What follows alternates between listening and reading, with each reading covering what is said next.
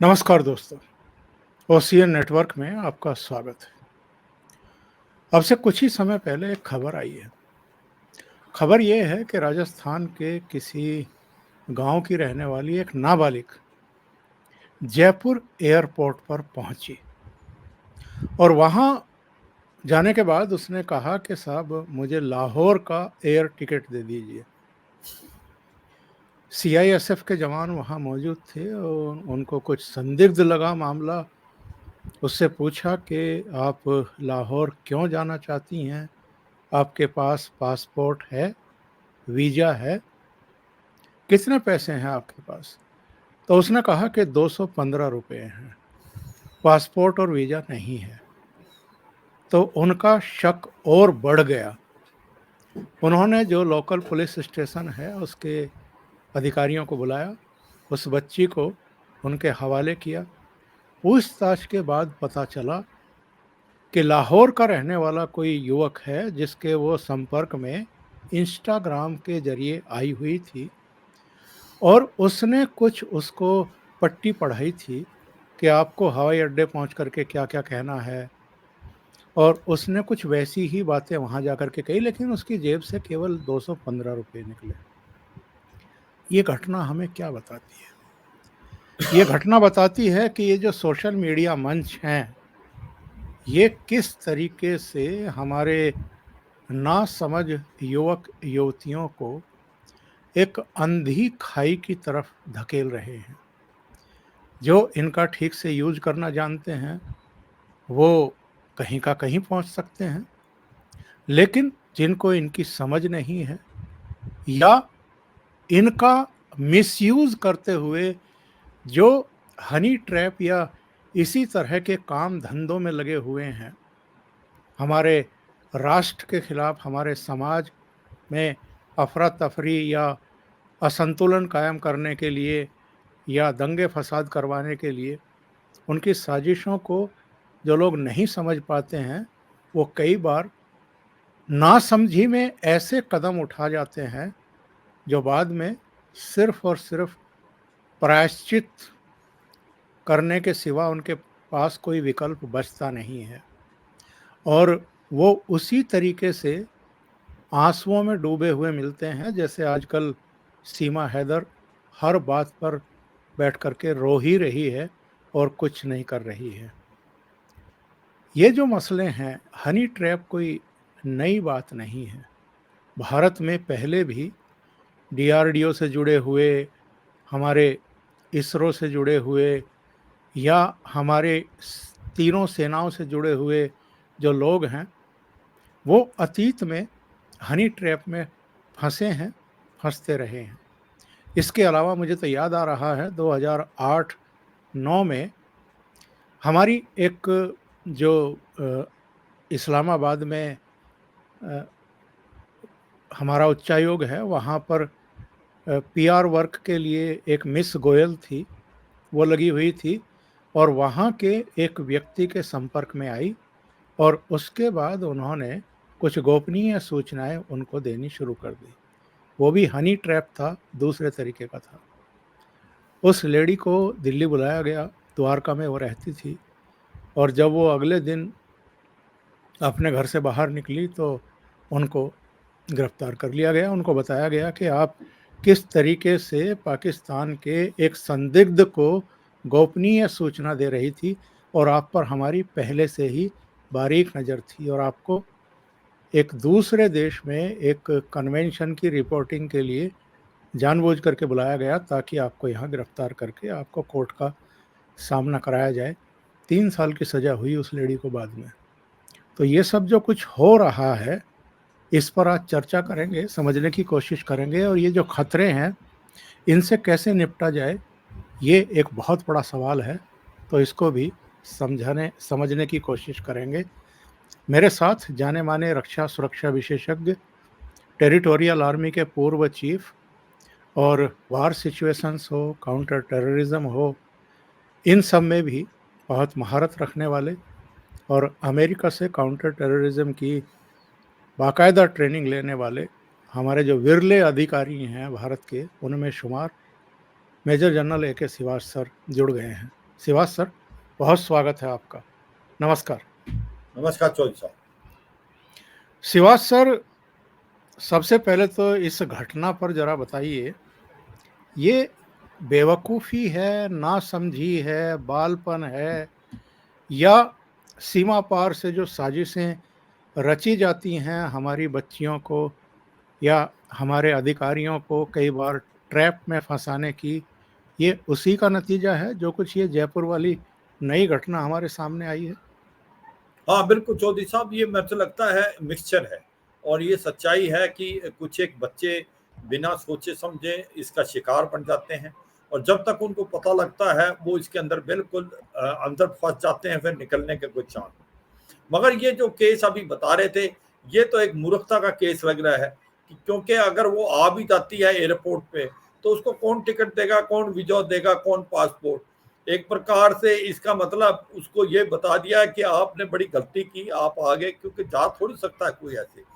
मगर ये सच्चाई है कि इसके अंदर कुछ और हो सकता था। ये ह्यूमन ट्रैफिकिंग भी हो सकती थी लड़की की, क्योंकि इसको वहां पर बुलाया गया, हो सकता है कोई इसकी टिकट लेता या कुछ करता। मगर जिस प्रकार से ये केस है, ये केस ऐसा नहीं है कि किसी ने सच्चाई में इसको भेजना था पार, क्योंकि पार तो ये जा नहीं सकती जब तक इसके पास प्रॉपर पासपोर्ट या वीजा ना हो। टिकट की तो बात अलग ही रह जाती है, क्योंकि टिकट तो कोई भी दिला सकता है इसको। तो ये सच्चाई है कि आज की तारीख में सबसे बड़ा चैलेंज है ये जो कि सोशल नेटवर्क है। इसके प्लस पॉइंट है तो इसके नुकसान भी बहुत है, और इसके नुकसान ज्यादा होते जा रहे हैं अगर आप नासमझी से करें। यही नहीं कि ये जो एक प्रकार आपका हनी ट्रैप हो जाते हैं।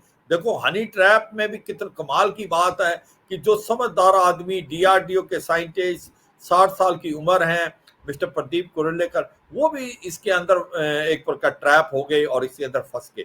तो ये नहीं है कि यंग बच्चे ही हैं, कई बार बड़े जिनका बहुत ट्रमेंडस एक्सपीरियंस है, देश के लिए इतना काम किया है, इसका शिकार बन सकते हैं।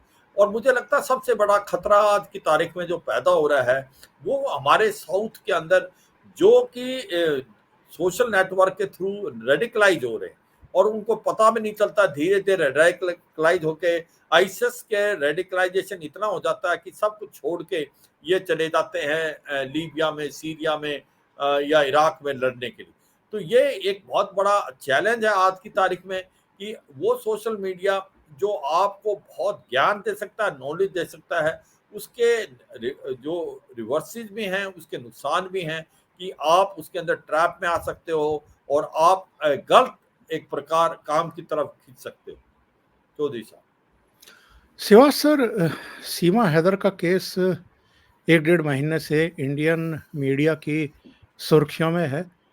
पाकिस्तान में जो वहाँ का मेन स्ट्रीम मीडिया है वो तो अवॉइड कर रहा था शुरू में, पर जो वहाँ के सोशल मीडिया मंच हैं, इनमें ट्विटर भी है, आपकी फेसबुक भी है, यूट्यूब भी है, वहाँ जो चैनल थे उनमें ज़रूर इसकी बात लगातार की जा रही थी। और हमारे यहाँ मैं ये देख रहा था कि जो इंडियन मीडिया है उसमें भी जो जिस तरह की कवरेज चल रही थी और जो हमारा टिड्डी दल होता है इन चैनलों का, वो जिस तरीके से वहाँ खींचातानी करते हुए दिखाई दिया कि पहले हमें इंटरव्यू दो, पहले हमारे चैनल से बात करो, लाइव लगा कर के उनके कान में ईयरफ़ोन डाल दिए कि बात करिए, स्टूडियो से फला बोल रहे हैं, उनसे बात करो, एक ज़ोर ज़बरदस्ती। इसके अलावा जिस तरीके से तरह-तरह के एंगल निकाले गए, उसमें एटीएस को पूछताछ के लिए मजबूर होना पड़ा। 3 दिन उनसे पूछताछ की गई। क्या निकला, क्या नहीं निकला, ये तो एटीएस जानती है। लेकिन अभी मैं ताज़ा उनके बयान देख रहा हूँ, सचिन के और सीमा हैदर के। और सीमा हैदर कह रही है कि सचिन भी बीमार हो गया है, मैं भी बीमार हूँ, मेरी एक बेटी बीमार है, मैं टूट चुकी हूँ, अगर मेरी कोई गलती है तो मुझे फांसी पर चढ़ा दो, मुझे जेल में डाल दो, मैं टूट चुकी हूँ, ये कह कर के वो रो रही है। क्या मतलब निकाला जाए? ये ज्यादती भी है क्या उसके साथ मीडिया की कि किसी की जो प्राइवेसी होती है उसको इस तरीके से ख़त्म कर देना या जबरन उसको। हालाँकि शुरू में तो मुझे लग रहा था कि कुछ ज़्यादा ही उत्साहित थी वो भी टीवी चैनलों पर आने के लिए, लेकिन धीरे-धीरे शायद उसको पता लगा होगा कि ये किस तरीके से एक तरह के उत्पीड़न में भी चेंज हो जाता है और जितना दबाव उसके ऊपर आया होगा वो हम उसकी कल्पना भी नहीं कर सकते हैं। तो सीमा हैदर का मसला आपको क्या लग रहा है कुल मिलाकर के इस समय? और देखो, एक बात तो सच्चाई है कि ये सीमा हैदर का भी किस्सा जो लग रहा है कि ये सचिन और सीमा हैदर के जो बीच में बात हुई है, वो पहले पबजी में था, वो फिर बैन हो गया, फिर ये व्हाट्सएप में आए, और कहीं न कहीं जिस प्रकार से वो यहाँ पर आई है और अपनी प्रॉपर्टी बेच के उसके बाद इसने टिकट ली है अपने बच्चों के साथ, वो कराची से आती है दुबई, दुबई से नेपाल, नेपाल से भारत में आती है, क्योंकि भारत का और नेपाल का बॉर्डर काफ़ी पोरस है, तो आने में इतनी तकलीफ तो नहीं होती, और वो आगे, मगर उसकी 4-5 चीज़ें हैं जिसके कारण वो एक प्रकार सस्पिशन के घेरे में आ गई थी, क्योंकि सच्चाई है इलीगली आई है, इसमें तो कोई शक नहीं, और उसकी जो खबर है वो एडवोकेट ने दी। सिंस वो इलीगली आई तो उसके पास कुछ एक चीजें ऐसी मिली जो शक और बढ़ गया कि उसके पास 4-5 मोबाइल थे, 2 पासपोर्ट पाकिस्तान के होना और उनमें भी एक नंबर का डिफरेंस होना, वो भी एक था, आधार कार्ड थे 3, वो भी फर्जी थे। तो ऐसे में शक की नज़र में तो आना ही आना है, और इसलिए पुलिस से उसके एटीएस ने केस केस टेकअप किया, और फिर उसने उसकी काफ़ी इंट्रोगेशन भी की 2-3 दिन, और उसके अंदर फिर ये भी आया इसका भाई भी और इसका चाचा भी फौज में है। 5th क्लास पास होने के बावजूद ये फ्लुएंट इंग्लिश बोलती तो नहीं, समझ लेती है, हिंदी अच्छी बोलती है, पता नहीं चलता उर्दू की इसके अंदर कोई खास वो नहीं है कि ऐसा लगे कि भाई ये उर्दू के वर्ड यूज करती है, हिंदू राइट्स को फॉलो करती है, और तुलसी पे पानी देना, बड़ों के पैर छूना, बिंदी लगाना, और अपना एक प्रकार की जो कस्टम है उनको करना, ये सब सोचते हुए कहीं ना कहीं एक वो आर्टिफिशियल प्यार भी दिखा रही थी सचिन की तरफ, और जो आपने बोला एक एक्जुबरेंस भी था उसको मीडिया में आने का, तो इसके कारण मुझे लगता है वो मीडिया का एक प्रकार से टूल बन गया। मीडिया को तो अपना इस्तेमाल करना होता, मीडिया उसको इस्तेमाल कर रहा था, मीडिया अपनी टीआरपी बना रहा था। मगर एक चीज तो सच है कि कहीं ना कहीं शक की नजर में थी, तो एटीएस ने उसकी इन्वेस्टिगेशन की है, 2-3 दिन इसको काफी हद तक इंट्रोगेट किया है, मगर मुझे लगता नहीं कि कुछ इसमें खास मिला है। अगर मिला होता तो फिर वो आगे बढ़ते, मिला होता तो सच्चाई है कि वो नेक्रो टेस्ट भी करा सकते थे, डीएनए टेस्ट भी कराए बच्चों का, और मगर ऐसा लगता नहीं। अब सच्चाई ये भी है कि ये आई तो इलीगल तरीके से, तो आने वाले हम ये सोच के चलें कि शायद ये इनोसेंट केस है, कोई इसके अंदर स्पाइंग वाला नहीं है, ये प्यार मोहब्बत का केस है, तो आगे सीमा हैदर का क्या होगा, क्या इसको रखा जाएगा, क्योंकि ये इलीगल तरीके से आई, वीजा इसके पास है नहीं, या इसको ऑन ह्यूमैनिटेरियन ग्राउंड इसको रहने दिया जाएगा, ये अब क्वेश्चन आगे आ जाएगा अगर एटीएस इसको क्लियरेंस दे देती है। और मुझे लग नहीं रहा कि कोई एटीएस के जिस प्रकार से कुछ एक बर्ताव आए हैं कि इसके अंदर कोई खास ऐसी चीज मिली है जिसे शक की नजर से देखा जाए, एक्सेप्ट कि ये रीजन थे जिससे शक, अगर ये मान लो लगता है कि ये वाकई इनोसेंट है, तो आगे इसका क्या होगा, क्या इसको रखा जाएगा या लॉ के अनुसार इसको गिरफ्तार किया जाएगा, क्योंकि ये वीजा के थ्रू नहीं आई है, इलीगल मीन से आई है, इसको डिपोर्ट किया जाएगा। तो ये अब जो है ये डिस्कशन तो चलेगी, क्या होगा ये टाइम ही बताएगा। पूरा जो लोग, सोशल मीडिया भी बटा हुआ है, लोग भी बटे हुए हैं, कुछ एक दर्जा बोलता है क्योंकि ये भारत में आ गई है, बच्चे 4 हैं, इनोसेंट हैं, पाकिस्तान में इसको एक्सेप्ट नहीं किया जाएगा, जिस प्रकार से पाकिस्तान में अगर वो हिंदू बन गई है तो उसको बिल्कुल नहीं, उसको मार दिया जाएगा, उसको मद्देनजर रखते हुए आप इसको ह्यूमन टच दें, इसको रहने दें, असाइलम दे दें, ये भी एक बात बहुत हो रही है। दूसरे कुछ एक पहलू बोलते हैं कि अगर आपने ऐसा किया तो कल को और केसेस आएंगे, उनके साथ क्या करोगे, पहले ही भारत के अंदर रोहिंग्या बहुत आ गए हैं, ये सबको पता है, रोहिंग्या और बांग्लादेशी रिफ्यूजी बहुत भारत के अंदर भर गए हैं, स्पेशली रोहिंग्या जो जा नहीं पा रहे हैं, वापस जा नहीं सकते म्यांमार में, बांग्लादेश नहीं करा, तो ये दोनों पहलू हैं। अब क्या होगा ये समय बताएगा, पर मुझे ऐसा लगता है जैसे जैसे टाइम पास हो रहा है कि एटीएस कुछ खास इसके ऊपर पता नहीं कर पाई कुछ, कि कोई ऐसा शक इसकी जो पहले जो सुई थी इसकी तरफ, उसमें खास कुछ ऐसा लग नहीं रहा चौधरी साहब। और श्रीवास साहब, सीमा हैदर की तो चर्चाएं अभी ठंडी भी नहीं पड़ी थी और ये अंजू का केस शुरू हो गया। वो सीमा पार करके वैध वीजा के साथ में, पासपोर्ट के साथ पाकिस्तान पहुंच गई। जब पूछा हाँ, गया तो कहा कि एक शादी में शामिल होने के लिए जा रही हूँ।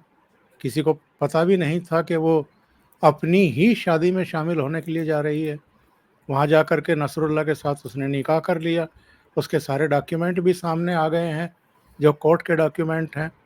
अब जो नसरुल्लाह है वो इमोशनल ब्लैकमेलिंग एक तरीके से कर रहा है कि अगर इन हालातों में अंजू वापस भारत लौटती है, वीज़ा की अवधि ख़त्म होने के बाद, तो उसकी हत्या कर दी जाएगी। ये पूरा केस आपको क्या लग रहा है? ये कहीं आईएसआई का एक दूसरे तरीके का हनी ट्रैप तो नहीं है? सच्चाई ये है, ये केस सीमा हैदर से थोड़ा बहुत कनेक्टेड है। वो इसलिए कि ये वाकई बात है कि इसका फेसबुक से निसारुल्लाह से अंजू की बातचीत थी। और ये एक ऐसी औरत है जिसकी शादी, ये पहले हिंदू थे, हिंदू के बाद ये क्रिश्चियन बने। और क्रिश्चियन के बाद ये जिस प्रकार से अंजू रह रही थी अपने पति के साथ और बच्चों में, और ये कुछ काम करती थी किसी डिपार्टमेंट में, मगर इसने कभी ये नहीं बताया कि इसने वीजा लगाया पाकिस्तान का। और 2 साल से वीजा की कोशिश हो रही थी, वीजा नहीं मिला। जैसे ही ये यहाँ पर सीमा हैदर का केस होता है, इसको इमीडिएटली वीजा दिया जाता है। ये एक जो एक प्रकार क्या कोइंसिडेंस है या इसके अंदर कोई ना कोई बात है। क्योंकि ऐसा था कि पाकिस्तान में लोगों को ये समा नहीं रहा था कि कि किस प्रकार से एक मुसलमान की औरत कैसे चलेगी भारत के अंदर। ये उल्टा तो सुना था, उल्टा तो वो बहुत लाइक करते हैं कि भाई हिंदू औरत जो है वो मुस्लिम जो मर्द से शादी कर सकती है, क्योंकि वो 4-4 शादी कर सकते हैं, और वो इसको बहादुरी समझते हैं। तो ये कहीं ना कहीं वो बैकफुट पे थे। अगर आप मीडिया को भी अच्छी तरीके देखें, ये बातचीत आ रही थी कि सीमा हैदर वापस नहीं आ सकती, तो अंजू को बड़े फास्ट ट्रैक पे उसका इजाज कर दिया और वो वहां से चली भी गई। और उसके फैमिली मेंबर को भी नहीं पता चला। और हुआ क्या, जब वो वहां पर चली गई, तो फिर जब वहां पर उसके को रिसीव किया जाता है, फिर वो रिंग करती है, बताती है, और ये कहती है मैं यहाँ पर मिलने आई हूँ। और फिर देखा जाता है कि अगर मिलने आई है तो इसने कन्वर्जन कैसे कर दिया। कहते हैं कि फतिमा बन गई है, इसका निकाह हुआ है, निकाह के अंदर उसके एफिडेविट है, और फिर इसका फोटो शूट जैसे सेलिब्रिटी का होता है वो हो रहा है खैबर पख्तूनख्वा, जो रिस्ट्रिक्टेड एरिया जहाँ जाना बड़ा मुश्किल है, और वहां पर देखा जाता है कि इसको कोई प्रोटेक्शन भी मिली हुई है। तो ये लगता है ये आईएसआई का एक प्रकार से हैंडी वर्क है, और ये एक दिखाने के लिए कि अगर सीमा जा सकती है, हमारे पास तो बहुत औरतें आती हैं। अंजू आ गई है, चीन की भी एक औरत वहां पर पहुंची है जिसने शादी करने के लिए। तो मुझे लगता है कि ये एक आईएसआई की सोची समझी साजिश थी। और अभी ये भी सुनने में आया कि कोई एक बिल्डर है जो बहुत बड़ा, उसने अपना एक फ्लैट की चाबी दे दी जो 40 लाख का है, वो भी सुनने में आया। तो अब ये भी नहीं पता चला ये वापस आएगी क्यों। 21 अगस्त को इसका वीजा खत्म होता है, वो कहती वापस आऊंगी, मगर कहीं इंफॉर्मेशन मिलनी है कि वो वापस नहीं आएगी। तो ये सच्चाई है कि इसका केस इससे लिंकअप है, टेट फॉर टैट, जैसे को तैसा। तुमने ऐसा किया तो हम आपके साथ ऐसा करेंगे। मुझे लगता है ये ज्यादातर वैसा केस है, क्योंकि वैसे अंजू मुझे लगता नहीं कि कोई सिक्योरिटी पॉइंट ऑफ व्यू से कोई ज्यादा इंपॉर्टेंट है, मगर ये दिखाने के लिए कि भाई पाकिस्तान के अंदर तो औरतों ने लाइन बना रखी, पाकिस्तान में आना, पाकिस्तान के लोगों से मर्दों से शादी करना। ये मुझे लगता है ये ज्यादा नजर आ रहा है इसमें चौधरी साहब। वैसे श्रीवास साहब, आपको लगता है कि अंजू की वापसी को लेकर के किसी को भी इंतजार है? उसका पति उसको एक तरीके से डिसऑन कर चुका है। उसकी बेटी कह चुकी है कि वो मेरी अब माँ नहीं है। उसका जो पिता था, उसका तो बयान आया है कि मैं तो पिछले 20 साल से इस सन की लड़की से बात ही नहीं करता था। तो यहाँ तो किसी तरह का कोई, मुझे नहीं लगता कि उत्साह है कि वो वापस आए। उसने जो किया है, अब कोई भी नहीं चाहता होगा कि वो भारत वापस लौटे। तो ऐसे में ये बहानेबाजी और हर मिनट झूठ बोलना कि मैं 27 तारीख को पहुंच जाऊंगी, मैं 26 तारीख को पहुंच जाऊंगी। और शादी को लेकर के भी उसने झूठ बोला कि नहीं मेरी शादी नहीं हुई। वो तो नसरुल्ला ने भेद खोल दिया, या जो डॉक्यूमेंट थे कोर्ट के वो वहाँ के मीडिया में सामने आ गए, जिनमें गवाहों के भी सिग्नेचर हैं, इसके भी सिग्नेचर हैं। उससे पता लगा कि ये झूठ बोल रही है और शादी भी कर रही है। हाँ, बिल्कुल, ये सच्चाई है कि वो एक के बाद एक झूठ बोलती गई और बात को एक प्रकार तोड़-मरोड़ के पेश करती रही और ये सच्चाई है कि उसने धर्म बदला है, फ़ातिमा बनी है, नसरुल्लाह से शादी की है और ये उसका एक एफ़िडेविट है और उसके बाद इसने फ़ोटो शूट किया और अब ये बार-बार अपने जो वक्तव्य को बदल रही है और हाँ, ये भी सच्चाई है, इसके ऊपर कोई इंटरेस्ट नहीं, इसका पति इसको डिसऑन कर चुका है, स्पेशली बच्चे मतलब कि माँ को बच्चे कभी डिसोन करना बड़ा मुश्किल होता है। उनकी जो लड़की है उसने भी कहा कि मैं बिल्कुल मिलने को तैयार नहीं हूँ, क्योंकि बच्चों को भी समझ आया होगा कि क्या क्या कुछ किया है। और इसी प्रकार जो फादर है वो रो रहे थे और उन्हें रोते-रोते बताया कि मैं तो 20 साल से इससे बात नहीं कर रहा और हमें कहीं का नहीं छोड़ा। अभी हमारे बेटे का और हमारी जो दूसरी लड़की उनका क्या होगा? ये सच्चाई है, ये समाज है भारत में। भारत देश एक ऐसा है कि रिश्ते बनाता है, रिश्ते तोड़ता नहीं। तो ये एक रिश्ता टूटा है, तो इसमें सच्चाई कोई उत्साह नहीं है। कोई नहीं चाहता कि वो वापस आए क्योंकि अब उसके पास यहाँ है नहीं कुछ। पति जो है वो कभी नहीं स्वीकार करेगा, बच्चे स्वीकार नहीं करेंगे, बाप उनका टूट चुका है, उसको लगता है कि इससे ज़्यादा बड़ी बेइज़्ज़ती मेरी क्या हो सकती थी और उसके जो दूसरे भाई-बहन उनका भी बड़ा नुकसान होगा। ये सच्चाई है कि जो उसने किया बहुत ही गलत किया, चौधरी साहब। और शिवाज साहब, ये जो केस बढ़ रहे हैं, अ, कैसे जो आज की पीढ़ी है उसको एजुकेट किया जा सकता है या सतर्क किया जा सकता है? कोई तरीका है क्या? ये समझदारी कब विकसित होगी या नहीं होने वाली है? देखो ये सच्चाई है कि आने वाले समय में सोशल मीडिया जो है बहुत ज़्यादा और खुलेगा और उसके कारण इसके जितने प्लस पॉइंट हैं उससे ज़्यादा नेगेटिव पॉइंट और इसलिए आपको एजुकेट करना बहुत ज़रूरी है। सबसे ज़्यादा इम्पोर्टेंट पेरेंट्स को एजुकेट करना, अपने बच्चों को समझाना। जैसे टीनेजर बच्चा बनता है कि भाई इसके आपको इन चीज़ों का ध्यान देना है, आप उसको सुपरवाइज करें। स्कूल के अंदर टीचर का धर्म पड़ता है कि वो समझाएं कि क्या इसके प्लस पॉइंट हैं, क्या इसके नेगेटिव हैं, उसकी सुपरविज़न हो। और तीसरा जो है, बड़ा इम्पोर्टेंट जो है, वो है पीयर्स का और जो कि साथी हैं, वो आपस में एक-दूसरे का चेक रखें।